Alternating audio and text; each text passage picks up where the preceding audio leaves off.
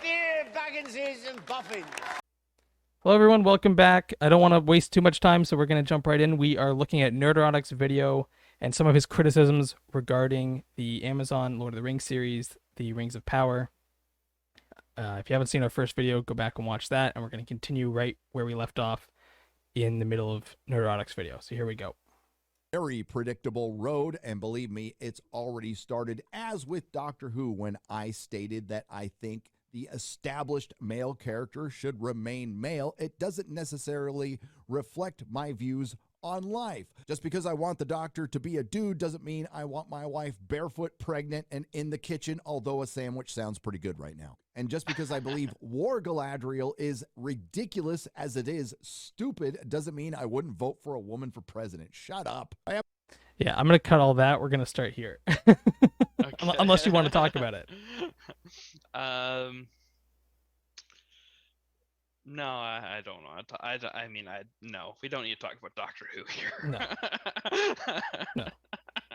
Okay, so we're gonna. I'm sure that's someone else's domain. Yeah. This is not a Doctor Who channel. Okay, we're gonna start here. People are gonna call us out. Why did you skip the women comment? No. Episode 2, Galadriel's warning set her adrift literally and figuratively until she's struggling for survival on a raft in the storm-swept Sundering Seas alongside a mortal castaway named Halbrand, Charlie Vickers, because the one thing Tolkien's Legendarium lacked was characters. We need new ones. We mentioned this in the first video. They do not have access to Tolkien's collective works. They only have access to the original trilogy and The Hobbit. I'm sure there are characters in there that they could have used, but what I think they're trying to do here, and so this is one I completely disagree with the criticism on. I think what they're trying to do here is introduce a new character so that they do not affect the backstories of established characters. Oh, that's a good point. Yeah. Yeah. You don't want to screw anything up. Like, and I'm sure people are going to say, well, they're already screwing a bunch of stuff up, but that's the whole point, is like they've picked certain characters, namely Galadriel and Elrond and a few other elves from Tolkien's actual works that they have the rights to. They didn't want to do another character and have this, which seems like it's completely out of nowhere based on my understanding of Galadriel's true progress through Middle-earth. They didn't want to add both her and another established character, both in a situation that is not anywhere. So I think that's the piece here, and I think if he were to think about it a little bit more, I think he would appreciate that they're adding a new character in, and that way there is nothing to screw up. It's a new character, so whatever he does, Right. you know. And I think it's kind of, given what they have rights to, I can see Galadriel and Elrond being like the two main characters from the original trilogy that you would definitely have to follow from this time period. Exactly. So in making them the main characters kind of makes sense. And then having a bunch of new characters. But I mean, the whole thing is, should they even be making the show at all if they don't have rights to the other stuff? Yeah, I almost feel like we need to do a whole video on that, because you're right. There's such a strange thing happening here where they have rights to a very small time period of Tolkien's mythology, and yet they are writing a story set where Tolkien actually has some written work on, and yet they are not able to use those because they don't have the rights. Maybe they couldn't get the rights, maybe they didn't want the rights, but either way, they are still choosing to make the story in that time period versus in a time period closer to the rights that they have.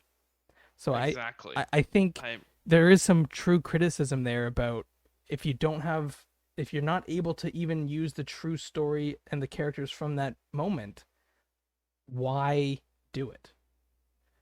Yeah, you could just do a show on like the goofy stuff that they left out of the movie. Like have a whole mini series on like what was going on in the Shire Or during we the just entire event. followed Tom Bombadil and just Yeah, every all Tom episode Bombadil. every episode is him wandering around saving someone. It's like just like an The old adventure. You, you just call it the Adventures of Tom Bombadil. Yeah, yeah, and with it's literally just a remake of like the old Hercules series with Sorbo. oh god, oh that'd be so that'd be so cheesy, but people would watch it. People not only would watch it, they would say it's the best thing ever because it's got Tom Bombadil in it. You give Jack Black the fucking role of Tom Bombadil and you just let him go. Oh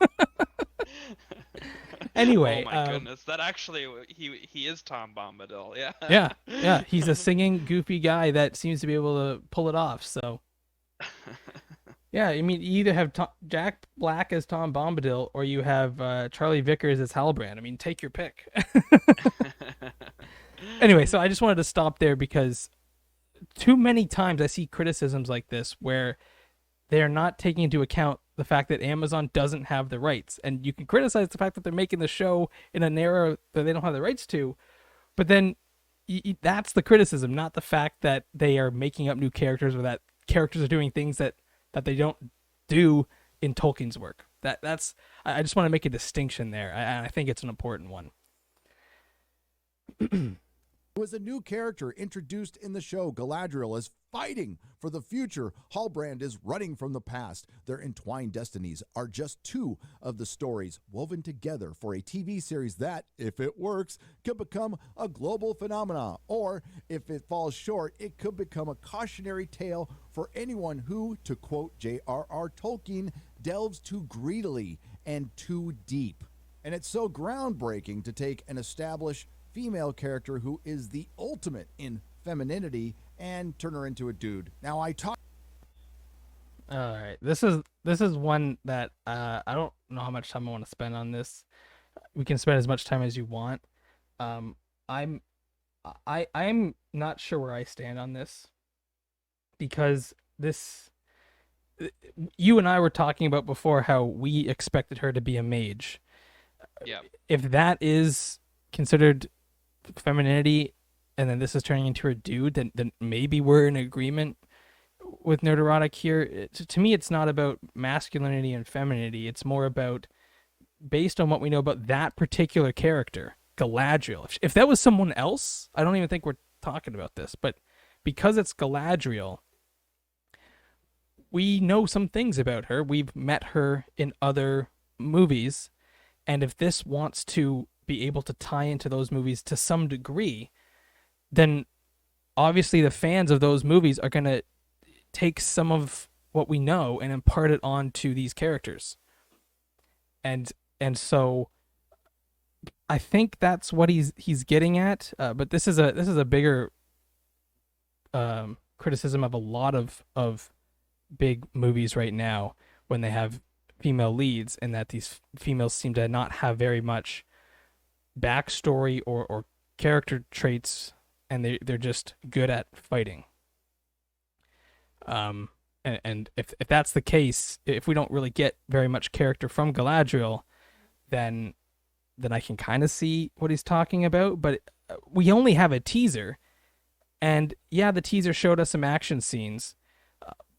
That's to tease us. That's to get us interested. So we might be reading too much into her character traits yet, since we have nothing. We have a little bit of dialogue, which is it's actually just a voiceover in the trailer. So we don't even have her speaking truly within the context of the show. So yeah, I don't know if you want to add anything to that. I'm torn on this because I've seen this. I do agree with this issue in other shows and other movies, but here I just don't think we have enough info to go on. Yeah, we just have to see how they do it. Yeah. But yeah, I think the idea of her being a mage is a good one too.